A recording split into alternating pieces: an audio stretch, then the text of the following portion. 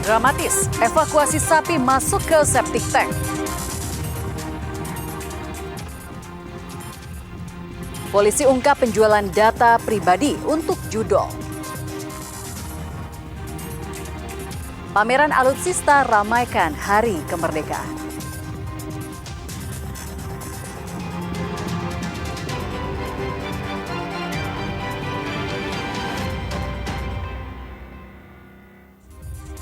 Halo saudara, apa kabar Anda hari ini? Kompas Jatim kembali hadir ke hadapan Anda. Selain 3 informasi utama tadi, tim redaksi kami telah menyiapkan sejumlah informasi penting dan inspiratif lainnya untuk Anda. Bersama saya Virgianti Kusuma, kita jelang Kompas Jatim di Kompas TV Independen Terpercaya.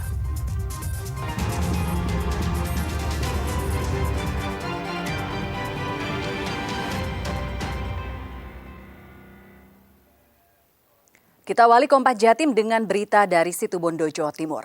Seekor sapi terjatuh ke dalam tangki septik. Petugas dan warga sempat kesulitan mengevakuasi sapi.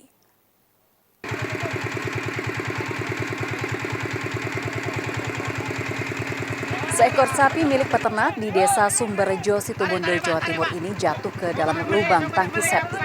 Kejadian bermula saat sapi akan diberi makan. Sapi tiba-tiba panik dan meloncat ke lubang tangki septik sedalam 10 meter yang berada di samping kandang.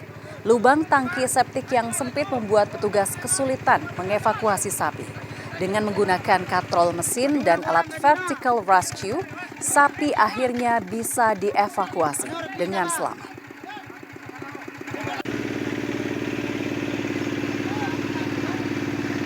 Untuk kesulitan karena lubang septic tank itu kecil, yaitu ukuran lebar 1,5 meter dan kedalaman kurang lebih 10 meter.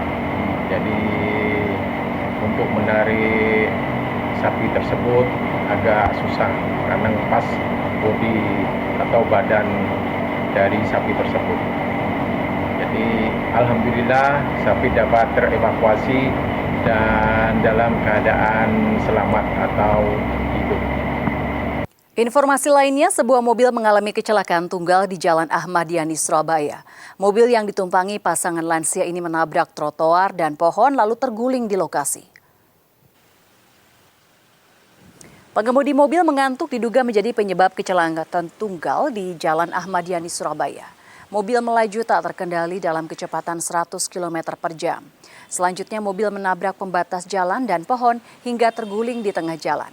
2 penumpang mobil yang mengalami kecelakaan tunggal ini terjebak di dalam mobil dan selanjutnya dibantu warga keluar mobil. Kedua korban mengalami luka lecet di tangan, kaki, dan badan. Mobil langsung dievakuasi dan dibawa ke unit laka lantas Polrestabes Surabaya untuk kepentingan penyelidikan. Akibat kecelakaan ini jalur Jalan Ahmad Yani sempat ditutup sementara dan menyebabkan kemacetan dari arah Sidoarjo menuju kota Surabaya. Menurut beliaunya tadi, driver yang bersangkutan tadi ngantuk, sehingga secara spontan menabrak pembatas jalan.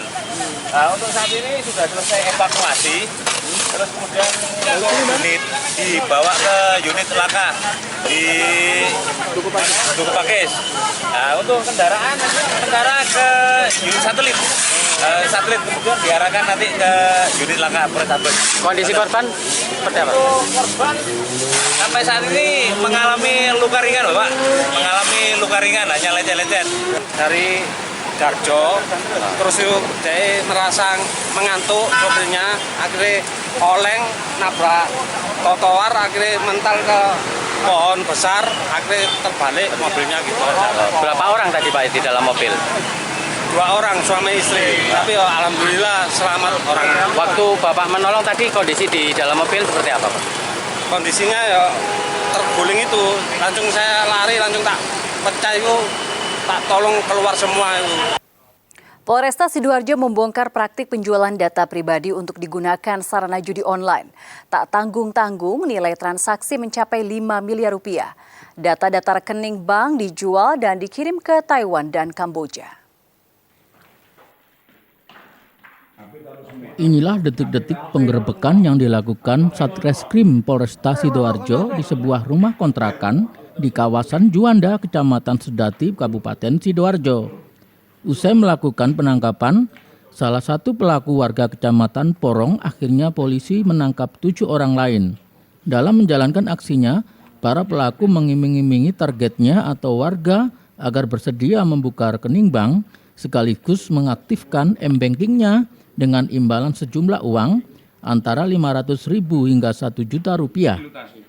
Sejumlah data yang sebelumnya telah terkumpul menurut pelaku akan dijual ke Taiwan dan Kamboja dan sebagian lagi digunakan untuk sarana judi online.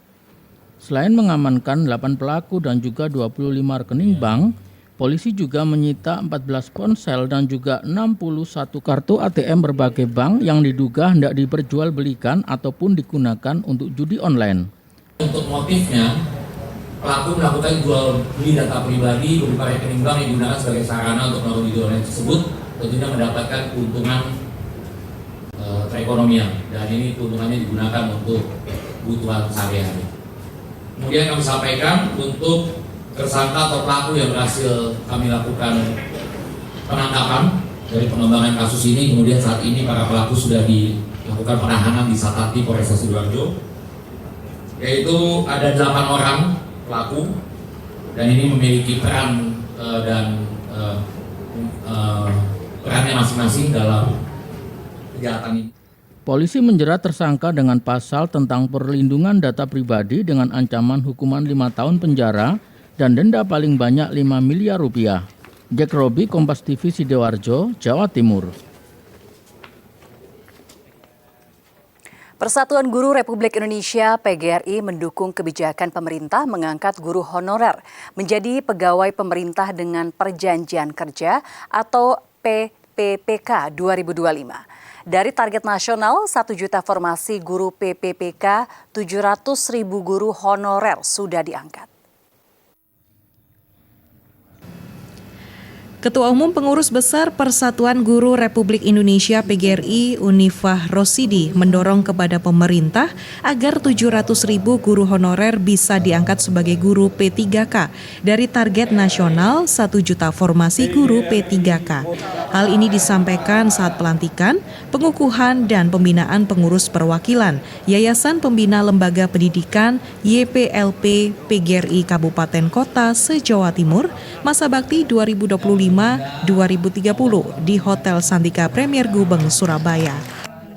Lebih lanjut, Unifah bilang menurut perhitungan PGRI, kekurangan formasi guru P3K di Indonesia awalnya mencapai 1,6 juta.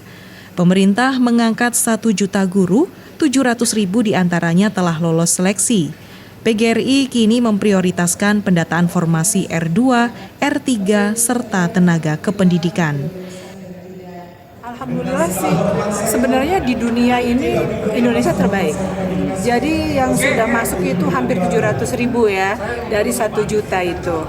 Jadi kita akan terus dorong dan kita sudah sampaikan itu adalah tujuan antara.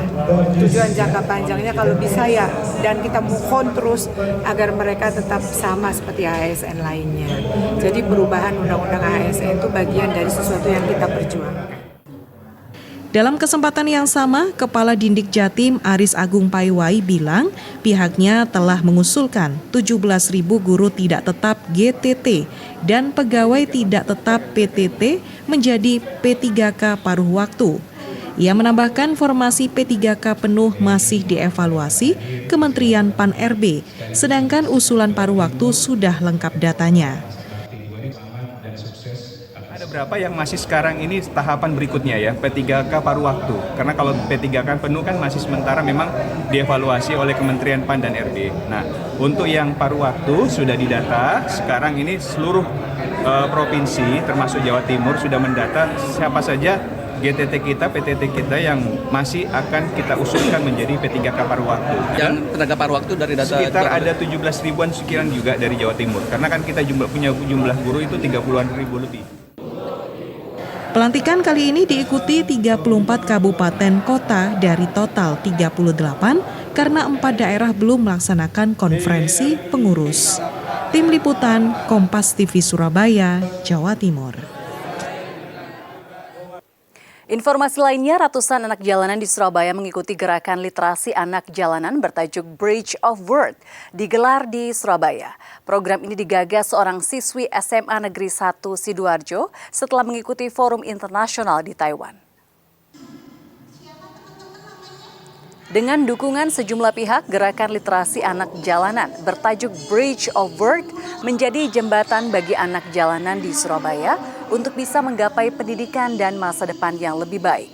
Sejumlah komunitas dan relawan terlibat dalam program ini, termasuk Save Street Children Surabaya, Biba Buku, dan Kumpul Dongeng. Program ini menjangkau lebih dari 210 anak jalanan yang tergabung dalam komunitas Save Street Child Surabaya. Kegiatan dilaksanakan setiap akhir pekan di 5 titik utama kota Surabaya, mulai dari JMP The Javash Bank, Tidar, Ambengan, Gemblongan, hingga Makam Rangkah. Para peserta diajak mengikuti story mapping, kuis analisis cerita, dan menggambar alur cerita untuk melatih kemampuan membaca, menulis, dan berpikir kritis. Goalsnya ini tuh biar anak-anak itu lebih punya skill analisis yang lebih mendalam terkait cerita tersebut, karena nanti kita bakal ada games yang memerlukan skill analisis untuk menganalisis cerita tersebut. Jadi unsur-unsurnya apa aja, nanti bakal ada kayak story mapping gitu. Jadi kita bantu mereka buat berkreasi dan berpikir juga. Saudara, harga bawang merah di Kota Kediri merangkak naik dampak cuaca buruk. Saat ini harga bawang merah tembus Rp60.000 per kilogram. Dampak cuaca buruk membuat harga bawang merah di Pasar Setono Bete, Kota Kediri naik sejak 1 minggu terakhir. Saat ini harga bawang merah Rp60.000 per kilogram. Padahal sebelumnya Rp40.000 per kilogram. Menurut pedagang, kenaikan harga bawang merah dampak petani gagal panen karena cuaca buruk. Pedagang bilang penjualan bawang merah kini menurun dibanding harga normal. Pedagang memprediksi harga bawang merah akan terus naik, hal itu karena stok barang di pasaran masih minim, imbas gagal panen petani. Naiknya harga bawang merah membuat warga hanya bisa pasrah karena bawang merah menjadi kebutuhan pokok memasak.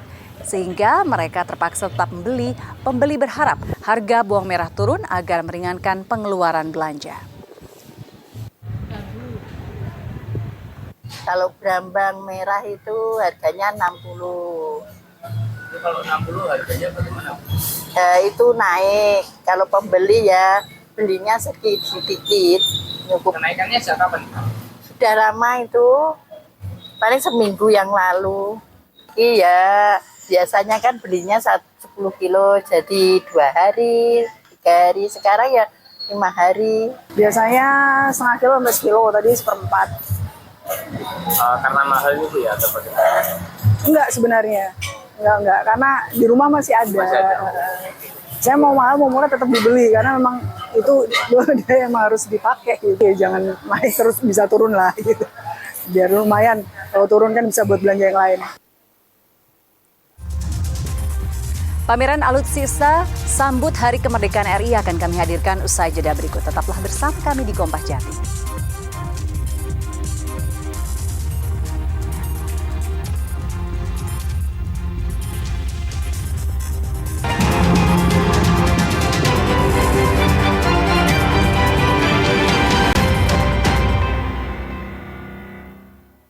PT KAI memberikan layanan promo diskon tiket kereta jarak jauh 20% menyambut HUT Kemerdekaan ke-80 RI.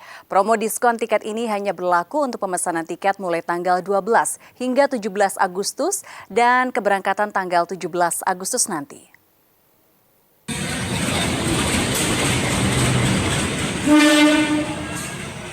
Layanan promo diskon tiket hingga 20% di wilayah kerja PT KAI Daob 8 Surabaya ini berlaku untuk kereta api jarak jauh.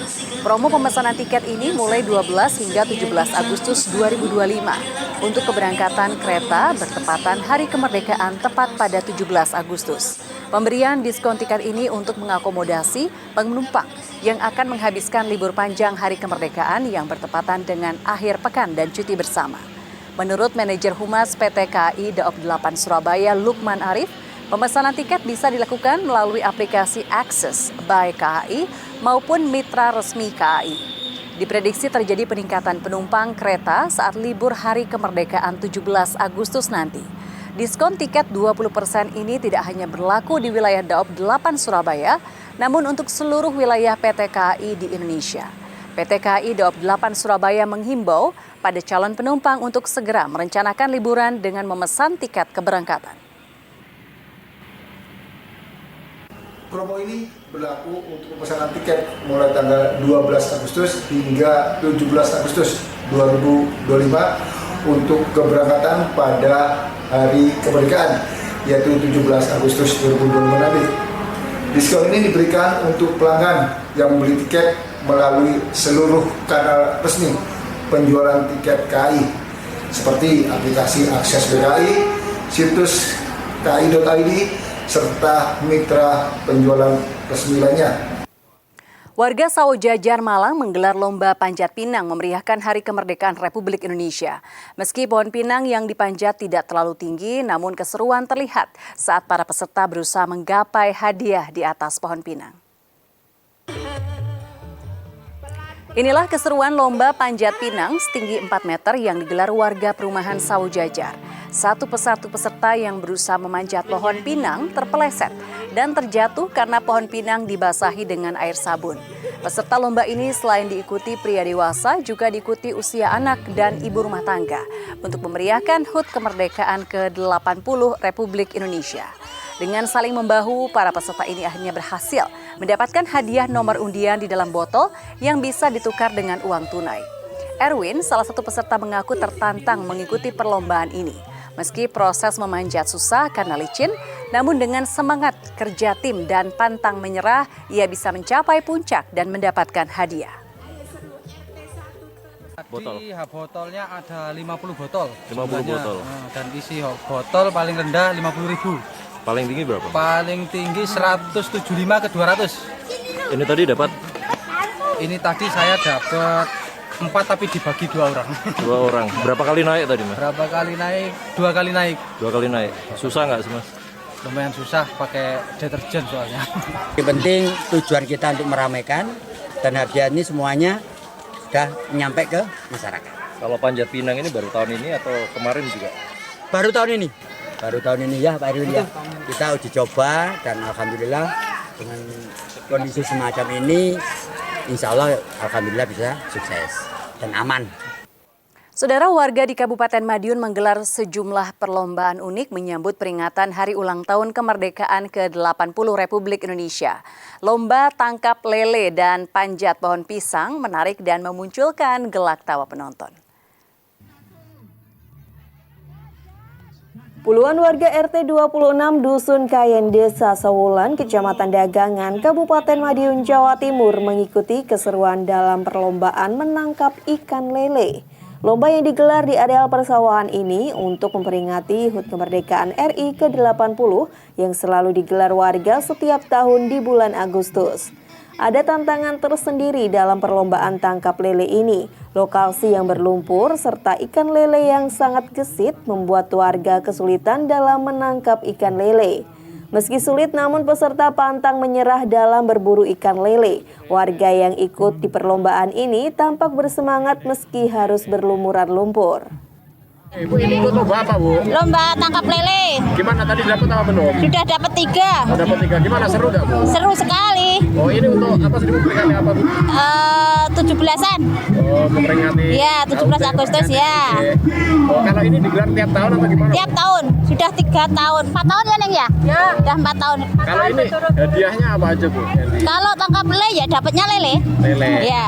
Sedikitnya 4.000 ekor ikan lele ditabur oleh panitia. Hadiah menarik juga disiapkan bagi pemenang, diantaranya ikan lele, entok, ayam, beras, uang, dan peralatan elektronik. Selain lomba tangkap lele, perlombaan lain yang tidak kalah seru adalah panjat pohon pisang yang digantung dengan posisi di atas hamparan sawah berlumpur. Hari ini acaranya adalah lomba tangkap lele dan lomba penean ya, yang memperebutkan hadiah-hadiah yang banyak di atas. Hadiahnya ada uang, ada ayam, ada bebek, ada kipas, ada jam, macam-macam support dari semua warga. Harapannya dari RT 26 ini dalam rangka dengan ngumpulnya ini akan menimbulkan rasa nasionalisme yang tinggi dan akhirnya nanti akan ada rasa kegotong royongan dan kerukunan. Kegiatan ini juga menjadi ajang silaturahmi guna memupuk kebersamaan antar warga. Tim Liputan Kompas TV, Madiun, Jawa Timur. Saudara, jelang hari ulang tahun ke-80 Republik Indonesia, Divisi Infanteri 2 Kostrad menggelar pameran alutsista di perumahan warga di Kota Malang, Jawa Timur. Alutsista dihadirkan di tengah masyarakat untuk memberi edukasi kekuatan pertahanan TNI. Pameran alat utama sistem persenjataan atau alutsista digelar Divisi Infanteri 2 Kostrad di perumahan Istana Dieng, Kota Malang. Pameran alutsista ini dibuka untuk umum sebagai edukasi untuk warga tentang kekuatan pertahanan TNI. Sebanyak 10 kendaraan tempur terbaru milik TNI dipamerkan seperti Maung, persenjataan pertahanan udara seperti Mistral rudal anti pesawat canggih dengan sistem pengendalian komputer hingga Panzer Anoa. Inspektur Diviv 2 Kostrad bilang pameran ini untuk mengenalkan alutsista pada warga sekaligus ingin membaur dengan masyarakat di momen jelang hari ulang tahun kemerdekaan Republik Indonesia. Tentunya juga ini kan bertepatan dengan momen hari kemerdekaan yang ke-80. Nah, kita berkolaborasi ini juga bahwasanya kita TNI ini kan dari rakyat dan kita juga bekerja untuk rakyat sehingga kita membaur dengan masyarakat, dengan rakyat. Warga senang karena bisa melihat, berfoto, bahkan menaiki langsung alutsista karena selama ini alutsista hanya bisa dilihat di markas Kostrad. Bisa menikmati juga masyarakat semua secara umum bisa menikmati alutsista yang sudah modern. Yang dulu merdeka itu hanya pakai bambu. Sekarang Indonesia sudah mengikuti zaman. Saya kira itu sehingga perlu diketahui oleh masyarakat bahwa TNI manunggal dengan rakyat. Pak, biasanya kan kalau ingin lihat harus ke Kostrad. Nah, ini datang ke lingkungan Bapak sendiri gimana, Pak? Iya, sangat senang sekali ini. Jadi dengan ini ada kesempatan lihat langsung, boleh masuk, boleh foto-foto, boleh pegang juga. Pameran alutsista ini disambut antusias warga, utamanya sejumlah anak yang tampak riang menaiki kendaraan tempur dibantu langsung oleh prajurit TNI. Ilda Nusantara, Kompas TV Malang, Jawa Timur. Dinas Kesehatan Kota Surabaya beri mantan ODGJ keterampilan menjahit. Nantikan informasi selengkapnya usai jeda berikut. Tetaplah bersama kami.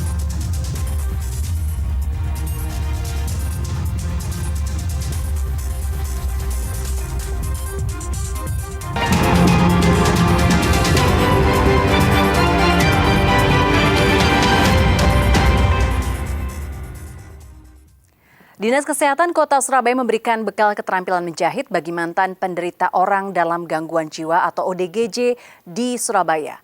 Mantan ODGJ ini kini mampu hidup mandiri menjadi penjahit ratusan bendera merah putih pesanan operasi pemerintah daerah Kota Surabaya menyambut HUT kemerdekaan ke-80 RI.